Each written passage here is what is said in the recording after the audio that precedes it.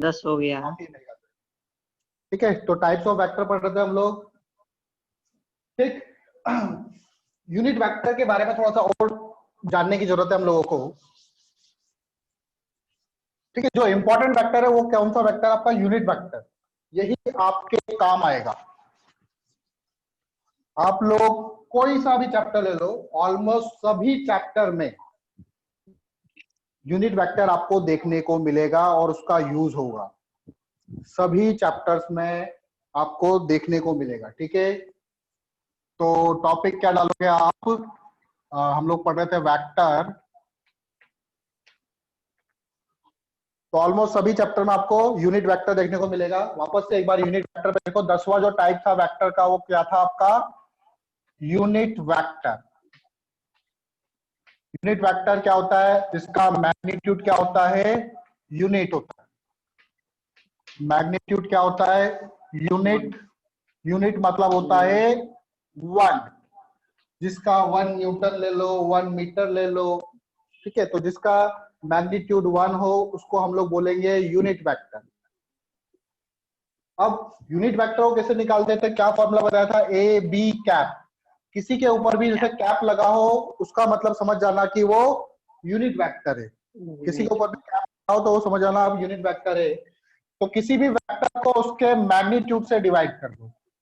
ए B vector को divide कर दो ए बी वेक्टर के मैग्नीट्यूड से। मैग्नीट्यूड को रिप्रेजेंट करते हैं बाय इस तरह का 2 साइन लगाएंगे, बोर्ड का साइन होता है ये। ठीक है, A B cap, sorry A B के बराबर हो जाएगा A B vector divided by A B vector का मैग्नीट्यूड। आप लोग चाहो तो ऐसे भी लिख सकते हो, ए कैप बराबर A vector divided by A vector का मैग्नीट्यूड। या फिर आप चाहो तो ऐसे भी लिख सकते हो, ए वेक्टर डिवाइडेड बाय, अगर मैंने मान लो ए लिख दिया, इसके ऊपर वेक्टर नहीं लगाया, तो ये क्या रिप्रेजेंट कर रहा है? सिर्फ मैग्नीट्यूड को रिप्रेजेंट कर रहा है। ठीक है, तो अगर मैग्नीट्यूड को कैसे कैसे रिप्रेजेंट कर सकते हैं हम लोग? मैग्नीट्यूड को या तो आप उसको ऐसे करके बंद कर दो बॉक्स के अंदर, या फिर आप खाली ए भी लिख दोगे तो उसका मतलब भी क्या होगा? वो मैग्नीट्यूड को रिप्रेजेंट करेगा। तो इस तरह से हम लोग मैग्नीट्यूड को रिप्रेजेंट करते हैं। अब यूनिट वेक्टर जो है वो बहुत ही ज्यादा यूज में आता है। कैसे? देखो,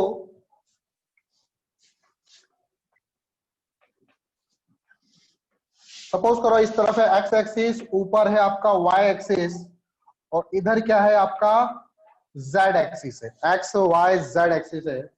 सपोज करो एक पर्सन यहां से स्टार्ट हुआ और एक्स की तरफ चला वो कितना? 2 मीटर। एक्स में चला वो 2 मीटर, फिर इसके बाद ये ऊपर गया 1 मीटर, फिर ऊपर गया कितना? 1 मीटर। तो देखो इनिशियल पोजीशन तो ये थी, फाइनल पोजीशन ये हो गई, तो उसका डिस्प्लेसमेंट क्या होगा? ये ओ से लेके पी तक, इसको हम लोग बोलेंगे ओपी वेक्टर। इसका डिस्प्लेसमेंट कितना हुआ? डिस्प्लेसमेंट आप बोलोगे, डिस्प्लेसमेंट हुआ ओपी वेक्टर। डिस्प्लेसमेंट हुआ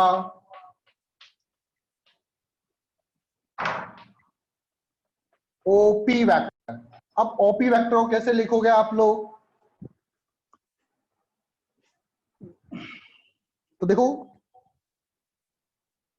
हम लोग क्या करते हैं, मैं एक्स की तरफ, अभी मुझे पता नहीं चल रहा है कि वेक्टर जो है वो उसकी डायरेक्शन क्या है। मैंने एक्स की तरफ एक यूनिट वेक्टर अज्यूम कर लिया कि एक्स की तरफ एक यूनिट वेक्टर, उसको मैंने मान लिया आई कैप। एक्स की तरफ एक यूनिट वेक्टर मैंने अज्यूम कर लिया, उसको मैंने बोला आई कैप। उसी तरह से वाई की तरफ एक यूनिट वेक्टर लेते हैं, उसको बोलते हैं हम लोग जे कैप। और उसी तरह से जेड की तरफ एक यूनिट वेक्टर लेते हैं जिसको बोलते हैं हम लोग के कैप। तो अब उसका डिस्प्लेसमेंट कितना हुआ और वो कहां कहां चला, ओपी वेक्टर को कैसे लिखेंगे? OP vector equal to 2 I cap plus 1 J cap. क्या यहां से आपको समझ में आ रहा है कि ये पार्टिकल किस तरफ जा रहा है और कितना जा रहा है? 2 आई कैप का मतलब है 2 एक्स की तरफ 2 गया, 1 जे कैप का मतलब है वाई की तरफ ये 1 मीटर गया। ठीक है, सपोज करो, अच्छा फोर्स कैसी क्वांटिटी है समझ में आई? एक्स वाई जेड क्या होते हैं? यूनिवर्सल कोऑर्डिनेट्स होते हैं। एक्स वाई जेड क्या होते हैं? यूनिवर्सल कोऑर्डिनेट्स होते हैं। तो इन कोऑर्डिनेट्स के पर एक्स की तरफ हम लोग क्या मान लेते हैं? आई, वाई की तरफ हम लोग क्या मान लेते हैं? जे, और जेड की तरफ हम लोग क्या मान लेते हैं? के कैप मान लेते हैं। ठीक है, फिर हमको किसी भी पार्टिकल की पोजीशन डिनोट करनी है तो हम इस फॉर्म में उसको रिप्रेजेंट कर सकते हैं कि वो पार्टिकल की पोजीशन क्या है। एक्चुअल में जो ओपी है, ये ओपी पोजीशन वेक्टर को शो कर रहा है। मैं आगे आपको बताऊंगा पोजीशन वेक्टर और डिस्प्लेसमेंट वेक्टर में क्या अंतर होता है। अच्छा, मान लो ये फोर्स है F equal to 20 newton. Force कैसी? ये क्वांटिटी कौन सी है? स्केलर है कि वेक्टर है? वेक्टर। वेक्टर। फोर्स कैसी क्वांटिटी है? वेक्टर है। तो मतलब वेक्टर ये है। वेक्टर हुआ? तो ये वेक्टर हुआ? ये वेक्टर हुआ ना? Yes sir. तो ये वेक्टर है तो इसकी डायरेक्शन बताओ। ये फोर्स 20 न्यूटन लग रहा है, किस डायरेक्शन में लग रहा है?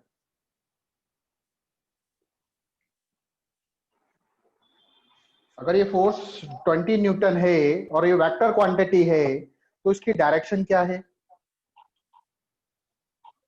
डायरेक्शन का तो पता नहीं चल रहा और हम उसको वेक्टर बोल रहे हैं। अब देखो, अगर मैं इसको ऐसे लिख दूं,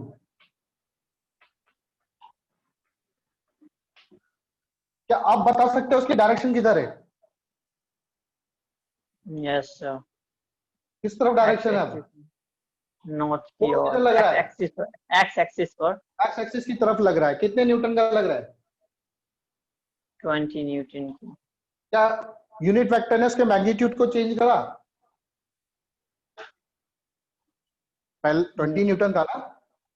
हाँ। आई कैप से मल्टीप्लाई कर दो तो उसका मैग्नीट्यूड थोड़ी चेंज होगा। 1 से मल्टीप्लाई करने में इसका मैग्नीट्यूड थोड़ी चेंज होगा। तो ये यूनिट वेक्टर क्या होता है? यूनिट वेक्टर वेक्टर को डायरेक्शन देता है।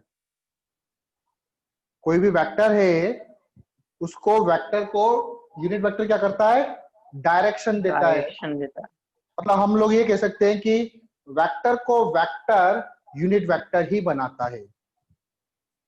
वेक्टर को वेक्टर कौन बनाता है? Unit vector. Without unit vector ये भी आपका वेक्टर ही है, लेकिन अभी एक वेक्टर लग नहीं रहा। 20 न्यूटन फोर्स अभी वेक्टर ही है। फोर्स वेक्टर क्वांटिटी होती है, लेकिन ये क्या वेक्टर लग रहा है? नहीं लग रहा। आगे मैंने इसकी वाई कैप लगा दिया तो अब ये क्या बन गया? अब ये यूनिट वेक्टर बन गया। वेक्टर। आई बात समझ में? Yes sir. ठीक है, तो इस तरह से तो हम एक पॉइंट लिख सकते हैं। ये बात समझ में आई? ये याद रखना, एक्स वाई जेड की तरफ I cap J cap K cap मानते हैं। ठीक है, एक पॉइंट लिख लो, vector becomes vector with the help of unit vector. Vector becomes vector. कोई वेक्टर वेक्टर कब बनता है? विद द हेल्प ऑफ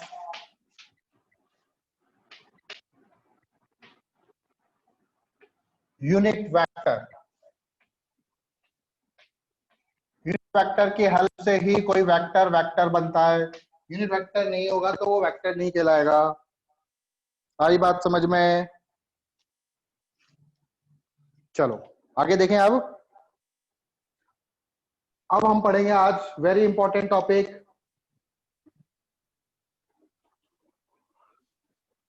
ठीक है, अभी लेट कौन आया आज? सोना। Yes sir. लेट हो गया बेटा? हाँ सर, वो समय से कनेक्ट कर रहे थे, हो ही नहीं रहा था, पता नहीं क्यों। अच्छा अच्छा, और आद्या तो आई नहीं आज। चलो कोई बात नहीं।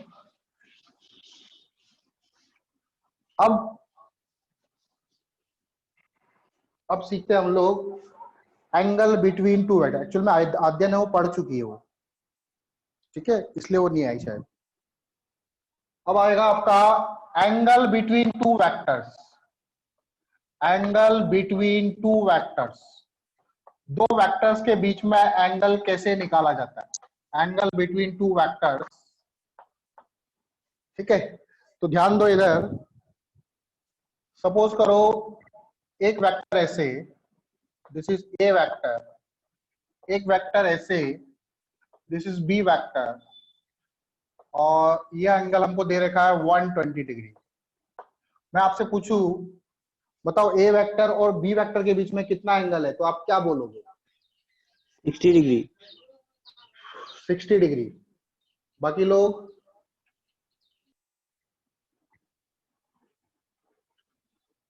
ठीक है, सत्यम 60 डिग्री क्यों बोलेंगे? क्योंकि जब इसको पैरेलल शिफ्ट करेंगे और इसका टेल और दोनों का टेल मिलाएंगे तो 60 डिग्री आएगा सर।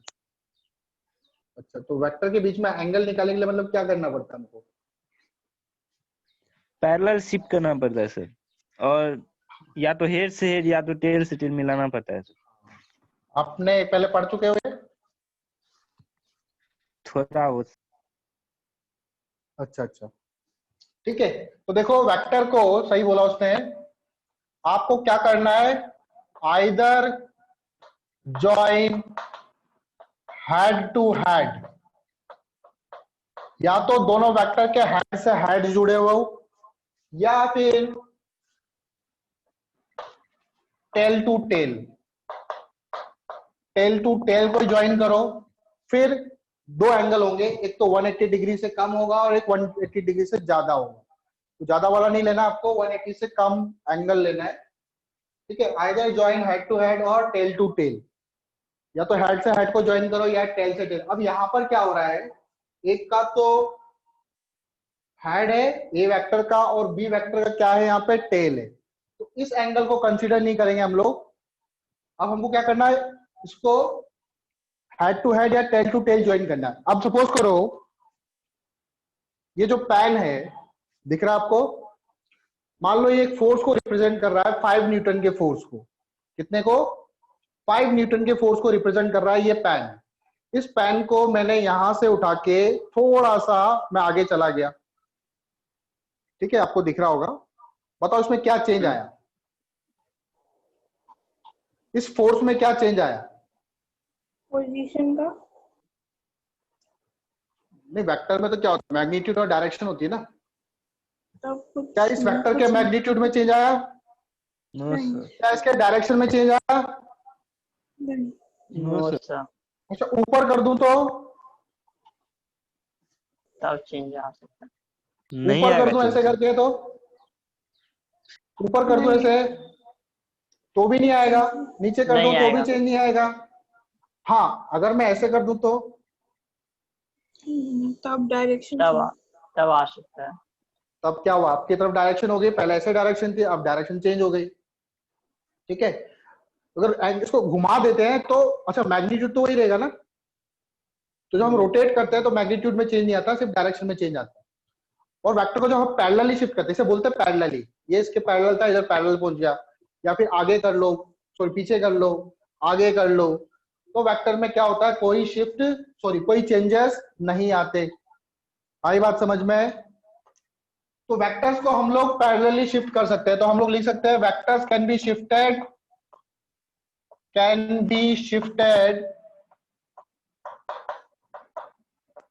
पैरेलली।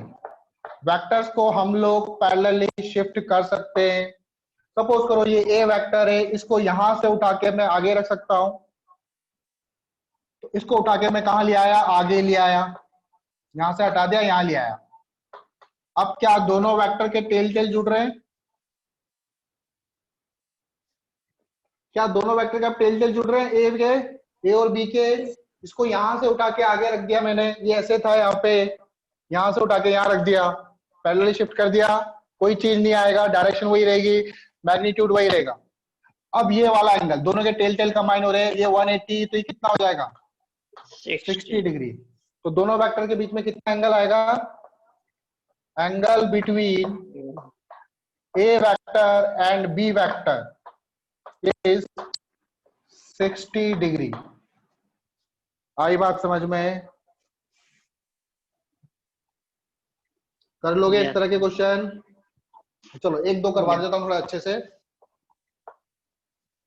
ये है y एक्सिस, ये है आपकी x axis, y axis x axis.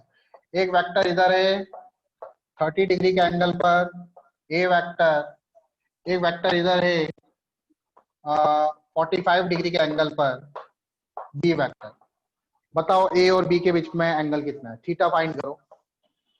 Theta मतलब एंगल बिटवीन द वेक्टर्स।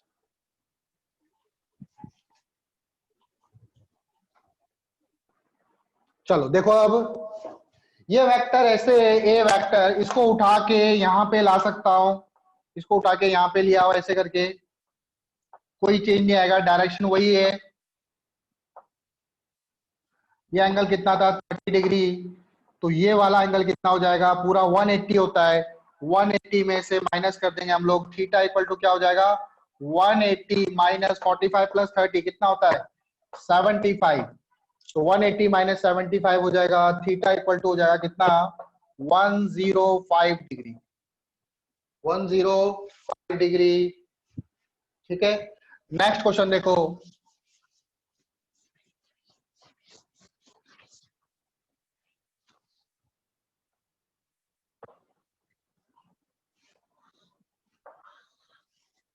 एक वेक्टर ऐसे ए वेक्टर 30 डिग्री के एंगल पर, दूसरा वेक्टर इधर ले लेते हैं 20 डिग्री के एंगल पर। चलो अब बताओ ए और बी के बीच में कितना एंगल है? थीटा कितना होगा?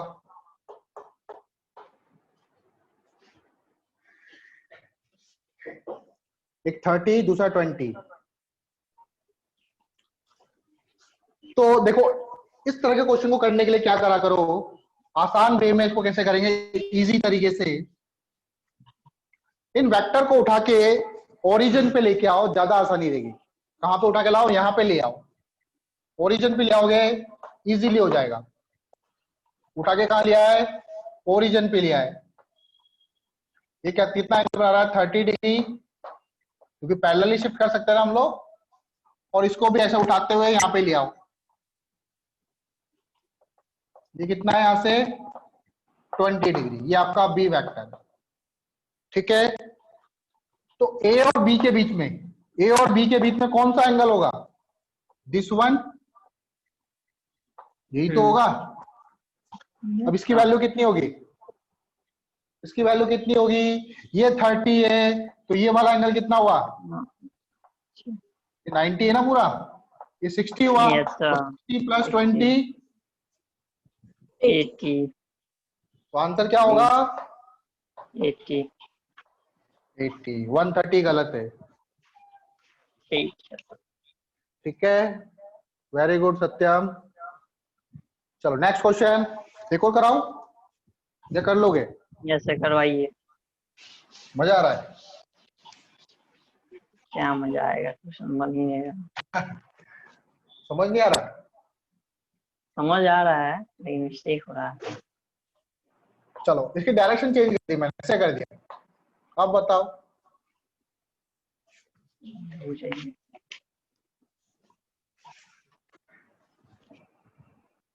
तो सबसे पहले हम लोग क्या करेंगे, उठा के कहां पे ले आओ?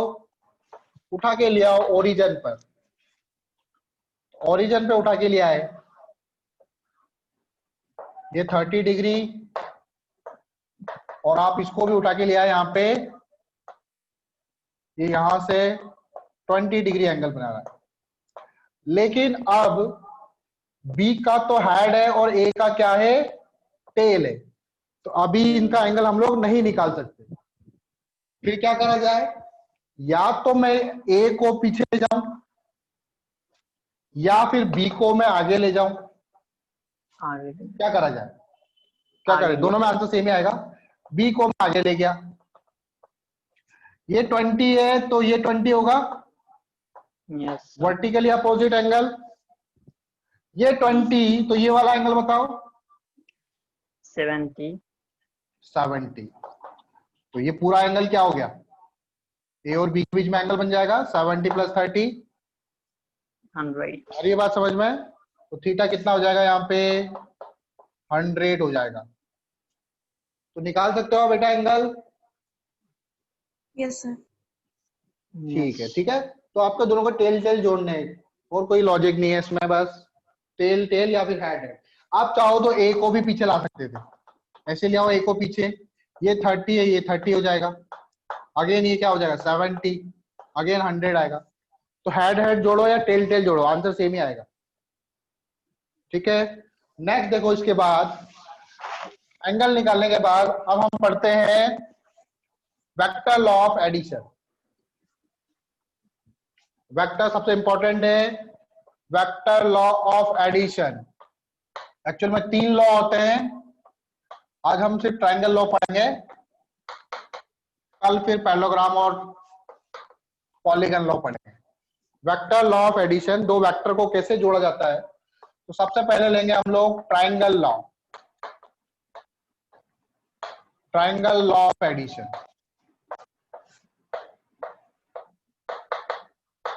Triangle law of vector addition, ठीक है। तो triangle law of vector addition में क्या बोलता है, मान लो आपके पास ये दो वेक्टर है, ए वेक्टर और एक कहीं दूसरा वेक्टर है बी वेक्टर। इन दोनों का मुझे क्या करना है, सम करना है। तो ट्रायंगल लॉ क्या बोलता है, सबसे पहले इन दोनों वेक्टर को उठा के लाओ, उठा के लेके आओ और दोनों को इस तरह से रखो कि एक का हेड दूसरे के टेल पर कंबाइन हो या ज्वाइन हो। तो मैं ए वेक्टर को तो ऐसे लिया है यहाँ पे, क्योंकि पैरेलली हम लोग शिफ्ट कर सकते हैं, और बी वेक्टर को ऐसे लिया है, डायरेक्शन चेंज मत कर देना, डायरेक्शन वही रहेगी। बी वेक्टर आपका ये हो गया। अब इन दोनों को ट्रायंगल की दो साइड समझो और ट्रायंगल को कंप्लीट करो। तो ये जो वेक्टर बनेगा ये आपका रिजल्टेंट होगा। यहाँ पे हम एडिशन को, जो सम होता है, उस सम को रिप्रेजेंट करते हैं आर से। आर क्या है, रिजल्टेंट, इसे बोलेंगे रिजल्टेंट। और ये भी क्या होगा, वेक्टर ही होगा। रिजल्टेंट वेक्टर इक्वल टू होगा ए वेक्टर प्लस बी वेक्टर। ठीक है, तो यहाँ पर 2 + 2 आप मत कर देना, ये मैग्नीट्यूड नहीं है, वेक्टर है ये मैग्नीट्यूड नहीं है, वेक्टर है। ठीक है, इसको मैग्नीट्यूड मत समझना कि 2 + 2 4 हो जाएगा यहाँ पे। और दोनों वेक्टर के बीच में एंगल कौन सा वाला लेंगे हम लोग, इसको आगे बढ़ाएंगे तो ये एंगल थीटा। ठीक, तो ट्रायंगल लॉ की आप डेफिनेशन लिख सकते हो, दोनों वेक्टर को पास पास लेके आओ, इस तरह से पास पास लेके आओ कि एक का हेड दूसरे के टेल पे कंबाइन हो, और फिर ट्रायंगल को कंप्लीट करो। तो third side will represent the resultant vector. Third side जो होगी वो रिजल्टेंट वेक्टर होगा। ठीक है, अब हम लोग उसकी डेफिनेशन ही लिखवाऊंगा मैं, क्योंकि डेफिनेशन में पहले लिखवा चुका हूं। आप चाहो तो रिलेटिव मोशन वाले वेक्टर में देख लेना, रिलेटिव मोशन जो चैप्टर है, ठीक है, रिलेटिव मोशन में देख लेना। जब मैंने रिलेटिव मोशन पढ़ाया था उसकी वीडियोस में आपको उसकी डेफिनेशन वगैरह सब मिल जाएगी वहां पे। काम की बात करते हैं हम लोग। सपोज करो ये पॉइंट ओ, ये ए, ये बी, मुझे क्या करना है। ठीक है, मुझे पता चल गया कि रिजल्टेंट जो होगा ए और बी का सम जो होगा वो इस तरफ आएगा। अगर कोई फोर्स ऐसे लग रहा है, कोई फोर्स ऐसे लग रहा है, तो नेट फोर्स किधर आएगा, इस तरफ आएगा। नेट फोर्स की डायरेक्शन पता चल गई। ठीक है, अब नेट फोर्स का मैग्नीट्यूड कितना होगा ये कैसे निकालेंगे। तो मैंने आपको बताया था कि वेक्टर, कोई भी वेक्टर जो होता है, यहां से लेके यहां तक उसकी टेल होती है, और इस वाले जो पोर्शन है, एरो वाला जो पोर्शन है, को हम लोग हेड बोलते हैं। टेल जो होता है वो रिप्रेजेंट करता है क्या, मैग्नीट्यूड को, और हेड जो है वो रिप्रेजेंट करता है किसको, डायरेक्शन को। तो अगर मैं ये जो मेरा आर वेक्टर बना, यहां से लेके यहां तक की अगर मैं लेंथ निकाल पाया, तो मतलब मैंने आर वेक्टर का मैग्नीट्यूड निकाल लिया। तो यहां से लेके यहां तक की लेंथ कैसे निकाले जाए, देखो लेंथ निकालेंगे, क्या करेंगे हम लोग, यहां से, ये आपका बी वेक्टर था, यहां से आप क्या करो, एक परपेंडिकुलर डालो, इस लाइन को एक्सटेंड कर दो। वेक्टर को एक्सटेंड नहीं करा, वेक्टर वहीं तक ही है, लाइन को एक्सटेंड करा, और यहां से मैंने क्या करा, एक परपेंडिकुलर डाला, इसका नाम मैंने दे दिया सी। अब ध्यान से देखो, इस वाले ट्राइंगल में, ए बी सी ट्राइंगल में देखो, in triangle A B C, अच्छा ए से लेके बी तक क्या है, ए से लेके बी तक क्या है, तो आप देखोगे ए से बी लेके बी तक बी वेक्टर का मैग्नीट्यूड है। ए से बी तक क्या है, बी वेक्टर का मैग्नीट्यूड है, और ए बी पूरा, ए बी वेक्टर वो वेक्टर बन जाएगा। लेकिन मैं लेंथ की बात करूं तो लेंथ क्या होगा, बी वेक्टर का मैग्नीट्यूड। क्योंकि टेल की जो लेंथ होती है वो क्या रिप्रेजेंट करती है, मैग्नीट्यूड। तो अब इस ट्राइंगल में देखो तो BC upon perpendicular upon hypotenuse क्या हो जाएगा, AB इक्वल टू क्या हो जाएगा, sine theta. Perpendicular upon hypotenuse क्या होता है, साइन थीटा। तो BC बराबर क्या हो जाएगा, BC इक्वल टू हो जाएगा AB साइन थीटा। और AB क्या है, AB आपका है B, AB क्या है आपका B साइन थीटा। तो ये BC इक्वल टू कितना आ जाएगा, ये B साइन थीटा आ जाएगा। और सिमिलरली आप AC अपॉन AB करोगे तो क्या आ जाएगा, ये B cos थीटा आ जाएगा। अब इस बड़े वाले ट्राइंगल में देखो, इन ट्राइंगल OBC, OB का स्क्वायर, पाइथागोरस थ्योरम लगा दो, OB का स्क्वायर इक्वल टू हो जाएगा OC का स्क्वायर प्लस BC का स्क्वायर। वैल्यू पुट कर दो, OC तो है दो पार्ट में, यहां से लेके यहां तक A वेक्टर है, यहां से लेके यहां तक B cos थीटा। तो क्या लिखेंगे इसको, A plus B cos theta का होल स्क्वायर, और BC को लिखेंगे हम लोग B साइन थीटा का होल स्क्वायर। इसको जब फर्दर सॉल्व करें, OB क्या है, OB आपका R वेक्टर है, तो इसको लिखेंगे R स्क्वायर। देखो मैंने यहाँ पे मैग्नीट्यूड सिर्फ वेक्टर नहीं लगा रखा, इसका मतलब ये सिर्फ मैग्नीट्यूड को रिप्रेजेंट कर रहा है।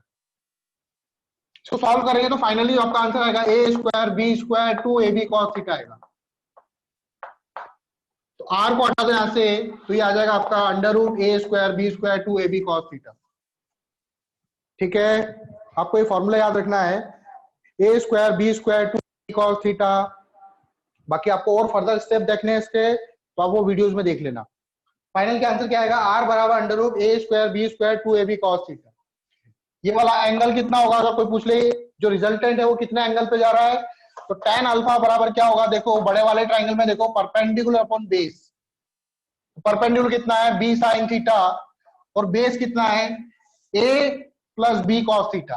तो यहां से आपका एंगल भी निकल जाएगा कि कितने एंगल पर है, कि जो वेक्टर हमारा रिजल्टेंट आया वो कितने एंगल पे आया। आई बात समझ में।